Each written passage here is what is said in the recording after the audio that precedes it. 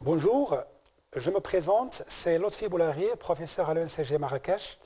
Je vous présente aujourd'hui un cours intitulé Marché de capitaux instruments financiers dans le cadre du module technique de gestion 1. Ce cours est destiné aux étudiants de l'ENCG Marrakech niveau E6. Comme je l'ai déjà signalé, dans le cadre de ce module technique de gestion 1, je vous présente le cours de marché de capitaux instruments financiers.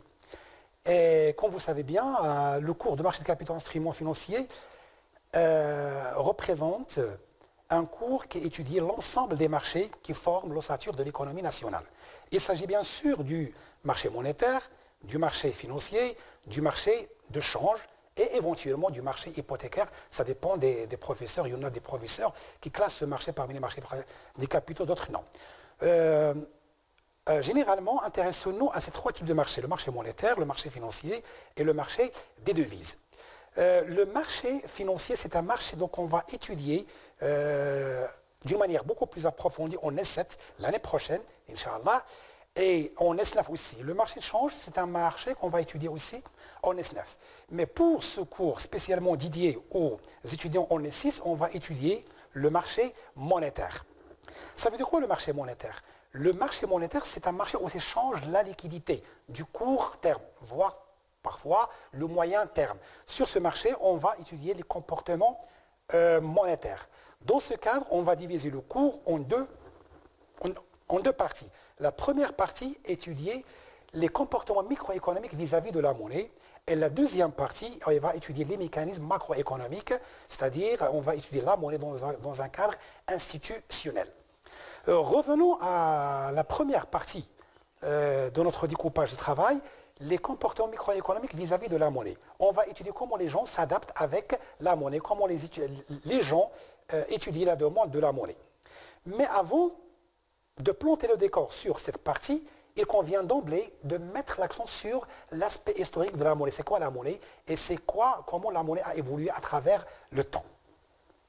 À travers l'histoire des faits monétaires et sociaux, on distingue 4 types de monnaie. La monnaie marchandise, la monnaie métallique, la monnaie papier, ou fiduciaire et la monnaie scripturale. Ces 4 types de monnaie, on peut les scinder en 2 grandes catégories, les anciennes formes et les formes modernes. C'est-à-dire, on peut les diviser aussi, c'est-à-dire les formes traditionnelles et les formes contemporaines. Dans les formes traditionnelles, on trouve la monnaie métallique et la monnaie marchandise. Alors que dans les formes contemporaines, on trouve la monnaie fiduciaire et la monnaie scripturale. Analysons maintenant systématiquement point par point, c'est-à-dire chaque type de monnaie. Commençons d'abord par la monnaie marchandise. Par monnaie marchandise, on entend une marchandise qui joue le rôle de la monnaie, c'est-à-dire un bien de référence qui sert comme unité de compte pour les autres biens en circulation. Le bien est choisi bien sûr en fonction des types de sociétés. Chaque société choisit un bien bien déterminé. Par exemple, les sociétés agricoles mettent l'accent sur, par exemple, le blé. Les sociétés pastorales mettent l'accent, par exemple, sur le bétail. Et, par exemple, les sociétés guerrières mettent l'accent sur l'arme. Donc, le bien choisi, il dépend, selon les anthropologues, de chaque type de société et aussi des régions. Par exemple, on peut trouver, par exemple, le blé ou le thé, par exemple, dans la zone asienne, comme on peut trouver, par exemple, le sucre dans la zone, par exemple, d'Amérique latine. Il faut bien mettre l'accent sur une chose, c'est que la monnaie marchandise, c'est-à-dire la monnaie qui joue le rôle d'unité de compte, pourrait être une marchandise consommable, comme il pourrait être aussi une marchandise non consommable, comme le cas par exemple du coquillage récolté par exemple dans l'océan Indien. Vu les insuffisances ou les limites de la monnaie marchandise, on a dû passer à une autre monnaie beaucoup plus souple et beaucoup plus élaborée. C'est ce qu'on entend par la monnaie métallique. C'est quoi la monnaie métallique? Tout simplement, c'est une pièce d'or ou d'argent qui joue le rôle de la monnaie. C'est-à-dire ce sont les métaux précieux. Pièces or, argent, éventuellement, parfois, le fer, le cuivre et d'autres, par exemple, métaux. Ces pièces sont découpées en des formes diverses, par exemple, disques, aplatis, rondelles, triangles, losanges, et qui sont gravés d'un signe représentatif, par exemple, qui peut porter par exemple l'étoile, abeille ou portrait du roi. Une fois que ces pièces sont découpées selon les formes précitées et portent le symbole de l'État, on dit que la monnaie est frappée. Les premières formes de monnaie ont été frappées dans l'Empire romain. Parce que quand je parle de la monnaie, l'origine de la monnaie remonte à l'Empire romain il y a longtemps avant Jésus-Christ. La monnaie métallique aussi présente certaines limites. C'est-à-dire qu'on ne peut pas payer, par exemple, des grandes sommes avec du métal. Il faut qu'on passe à une autre forme de monnaie qui est beaucoup plus élaborée, qui est beaucoup plus souple. C'est ce qu'on entend par la monnaie fiduciaire. Voilà. C'est quoi la monnaie fiduciaire? La monnaie fiduciaire, tout simplement, c'est le billet en circulation, ou ce qu'on appelle la monnaie papier. C'est la forme de monnaie la plus demandée et la plus répandue dans les sociétés contemporaines. Et c'est la forme de monnaie la plus fondée sur la confiance. Or, cette confiance a passé par plusieurs étapes avant qu'elle soit restaurée d'une manière proprement dite. Initialement, au départ, les billets ou la monnaie fiduciaire, ils fonctionnaient à cours libre. Ça veut dire quoi ils fonctionnaient à cours libre? Ou ce qu'on entend par le cours libre? C'est que les agents, sont libres d'accepter ou de refuser la monnaie fiduciaire. En général, les commerçants, ils règlent leurs transactions avec la monnaie métallique, mais ils n'acceptent la monnaie fiduciaire qu'en contrepartie d'une décote, c'est-à-dire d'une réduction. Donc, ce qui explique à travers ce préambule, c'est que la monnaie fiduciaire n'a pas le même pouvoir, n'a pas les mêmes caractéristiques que la monnaie métallique. Les gens, ils préfèrent surtout la monnaie métallique. C'est pour cette raison, l'État instaure ce qu'on entend par le cours légal. C'est quoi le cours légal? C'est que les gens, ils doivent obligatoirement accepter le billet en circulation. Le billet, il a le même pouvoir, il a les mêmes caractéristiques que la monnaie. Donc, ce qu'on entend par le cours légal. Et puis, l'État, on a passé un cours, ce qu'on appelle le cours forcé. Donc, c'est la dernière étape donc, de l'évolution de la monnaie fiduciaire dans le cadre du principe de confiance. C'est quoi le cours forcé? En général, les gens font des arbitrages entre soit le billet, soit la monnaie métallique. En général, ils préfèrent que cet arbitrage il est balancé en faveur de la monnaie métallique, surtout dans les périodes, dans les mauvaises conjonctures. Par exemple, les révolutions, les coups d'État, les actes de sabotage, les périodes d'instabilité politique. Les gens, qu'est-ce qu'ils font? Ils préfèrent la monnaie métallique et se débarrassent de la monnaie fiduciaire. Mais l'État, qu'est-ce qu'il a fait? Il a imposé ce qu'on appelle le cours forcé, que les gens ils ne doivent pas convertir la monnaie métallique en monnaie fiduciaire ou l'inverse, c'est-à-dire ils doivent accepter les deux en même temps. Enfin, la monnaie scripturale. C'est quoi la monnaie scripturale? La monnaie scripturale, c'est tout simplement c'est la monnaie qui prend la forme d'un simple jeu d'écriture. Au lieu que la monnaie circule de main en main, comme le cadre des billets, mais ici la monnaie circule voilà, de compte en compte. Donc c'est la monnaie créée par les banques commerciales sous forme d'un octroi de crédit. Voilà. La monnaie circule dans les comptes des banques, il prend diverses formes, par exemple les chèques, les virements, cartes guichet, etc. etc. La monnaie scripturale, c'est la forme la plus élégante ou la plus couramment normalement, même s'il n'est pas beaucoup utilisée, mais la forme la plus élégante utilisée normalement pour les paiements des grandes transactions, parce qu'on ne peut pas payer des grandes sommes en monnaie fiduciaire. Donc pour payer ces grandes sommes, on utilise les chèques, les virements, etc. etc. Mais malgré ça, la monnaie scripturale n'est pas bien répandue, elle est beaucoup moins demandée par rapport à la monnaie fiduciaire qui est basée sur la confiance. La monnaie scripturale, elle est basée sur des chèques et des virements, ce qui fait que la plupart des gens sont réticents d'accepter ce type de monnaie. C'est pour cette raison qu'en France, l'État impose la généralisation des monnaies scripturales à partir des années 60. C'est à partir des années 60 que l'État français impose le règlement par chèque. Mais par exemple, prenons les pays de tiers-monde, la plupart des cas, les gens ils préfèrent la monnaie fiduciaire, ils refusent la monnaie. Bon, entre parenthèses, ils refusent normalement la monnaie scripturale.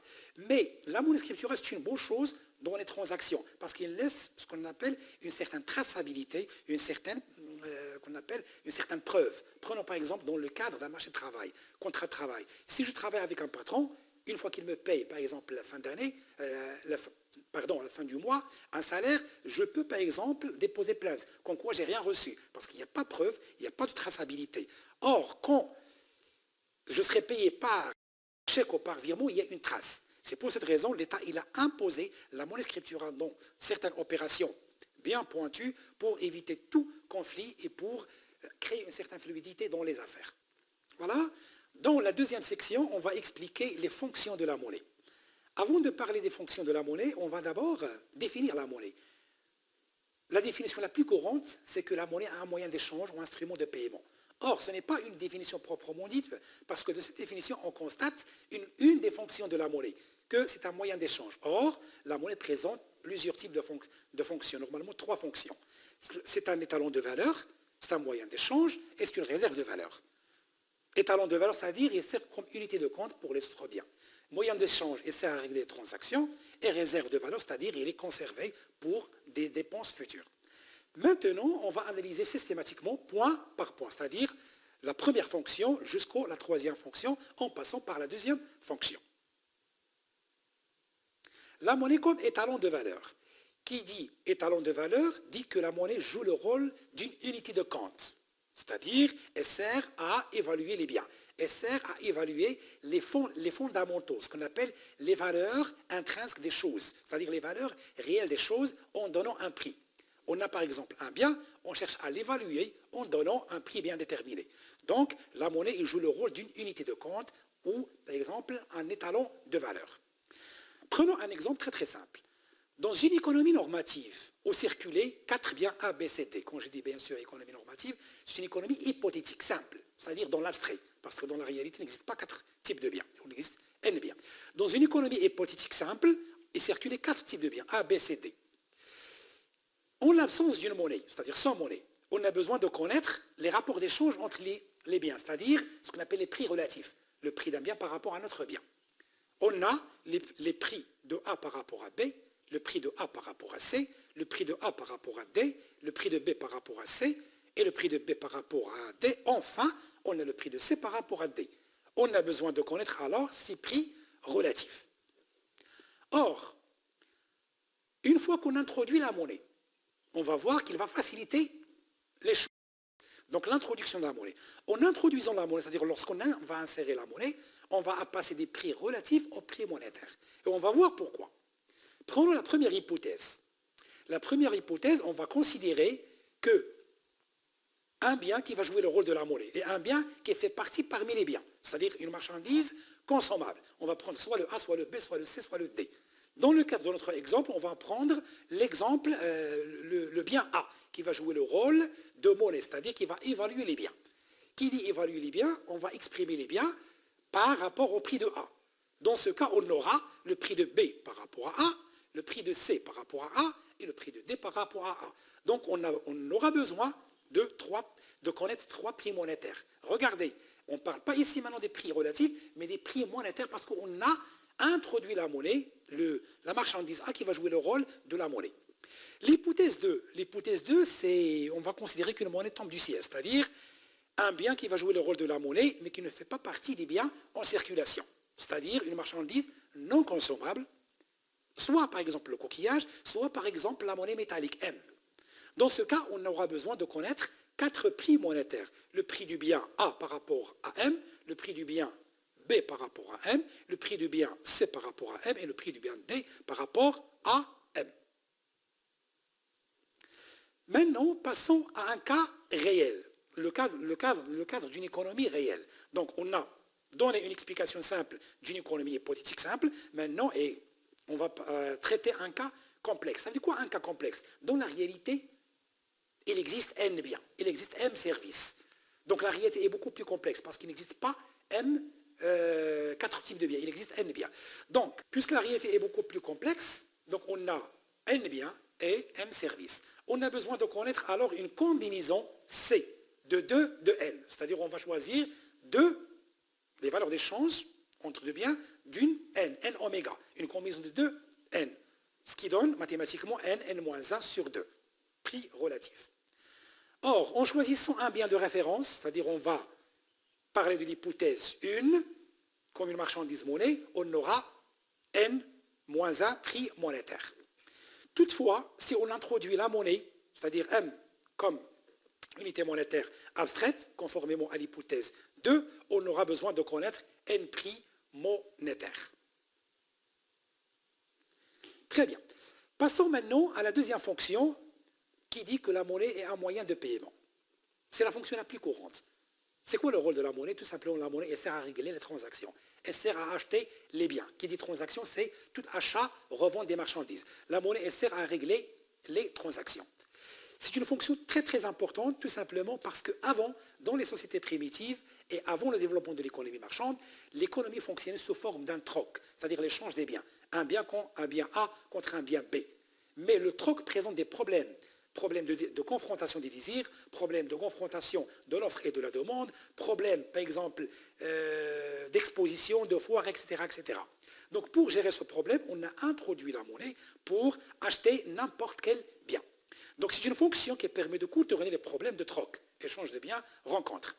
La monnaie permet de régler facilement les transactions en évitant les problèmes normalement de conservation, de stock et de transaction.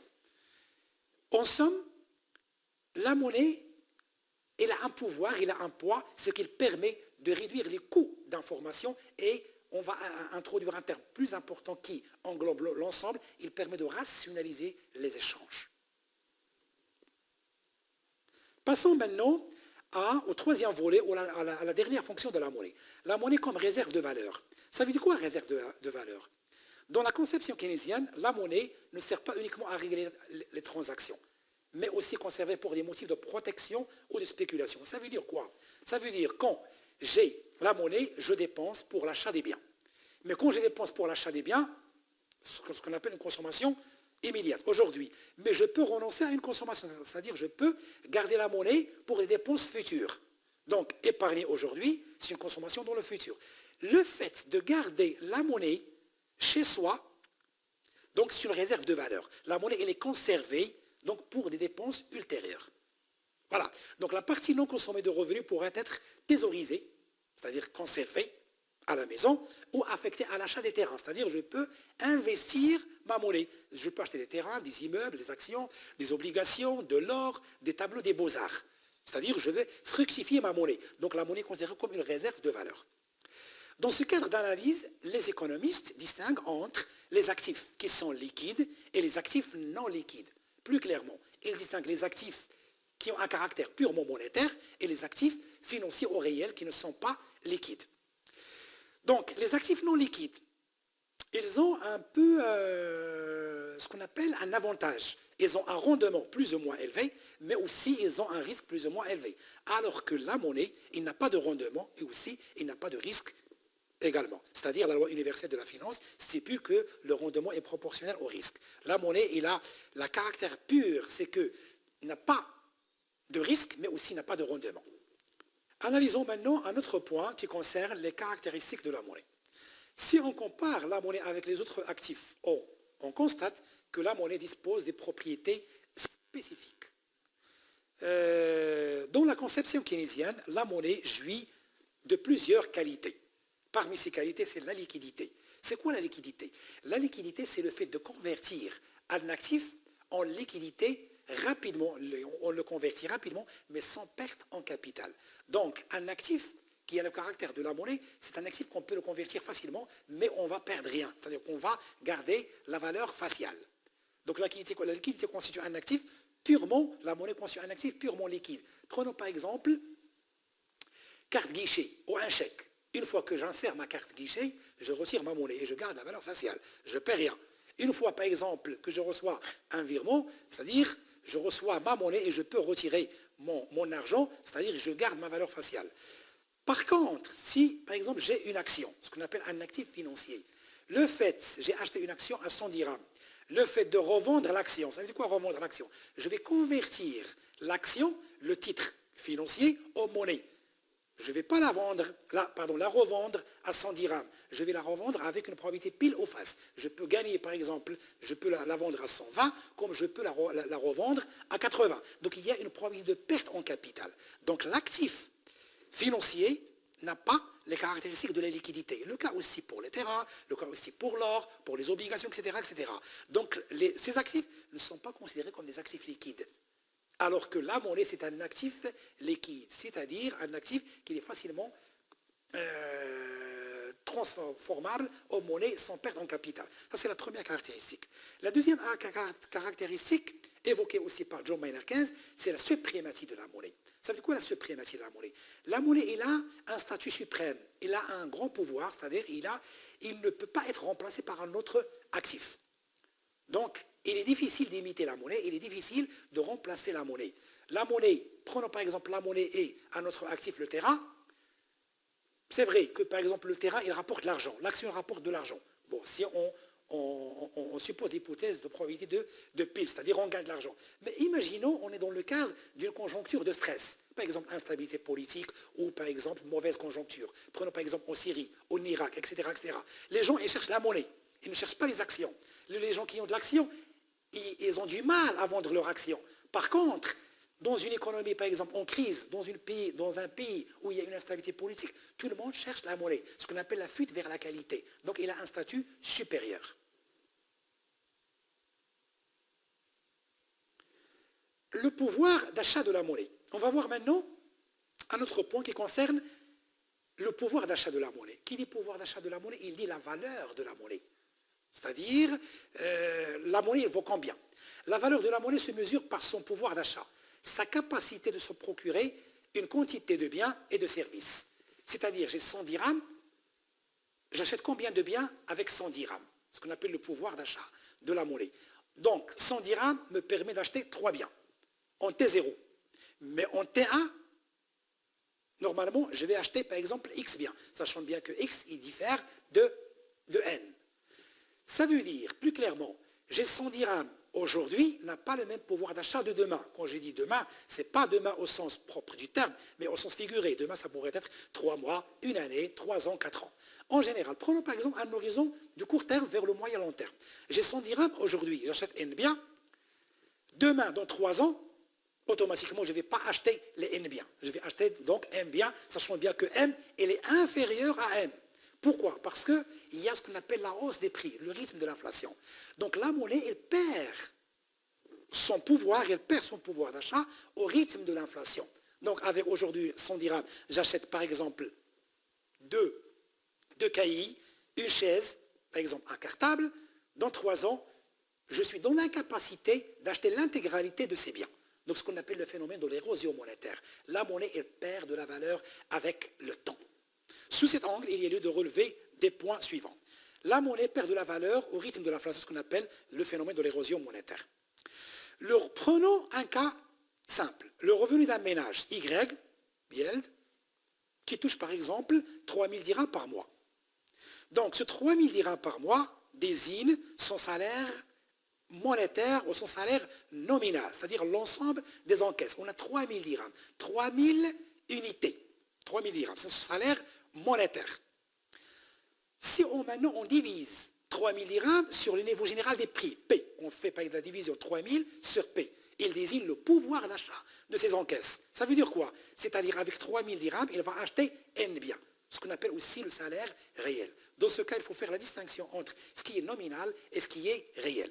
Donc, et l'élément, la variable qui fait cette distinction, c'est ce qu'on appelle l'inflation. En guise de conclusion, nous avons essayé de planter le décor sur l'histoire de la monnaie. On a essayé de voir que la monnaie a pris différentes formes à travers l'histoire. Donc, les formes qu'on a déjà citées, les formes de la monnaie marchandise, la monnaie métallique, la monnaie fiduciaire et la monnaie scripturale. On a essayé de voir les fonctions de la monnaie, comme quoi la monnaie joue un rôle primordial dans les sociétés contemporaines. Et enfin, on a essayé de comparer la monnaie par rapport aux autres biens et que la monnaie dispose de certaines caractéristiques plus importantes par rapport aux autres types de biens et que, enfin, ce qu'on va développer dans la section ou dans le chapitre suivant, c'est que les gens préfèrent toujours détenir un portefeuille diversifié composé bien sûr de la monnaie et les autres actifs, et que les gens vont faire des arbitrages entre la monnaie et les autres actifs, et on va voir que la monnaie constitue le bien préféré chez les gens, malgré la baisse ou la faiblesse de son rendement. Enfin, pour terminer, pour clore notre speech, nous allons développer la prochaine fois les comportements les comportements bien sûr microéconomiques vis-à-vis de la monnaie. C'est-à-dire comment les gens demandent de la monnaie, quelles sont leurs attitudes vis-à-vis des comportements monétaires, et quel est l'impact de l'inflation sur le pouvoir d'achat Donc un ensemble de points qu'on va traiter systématiquement dans le cours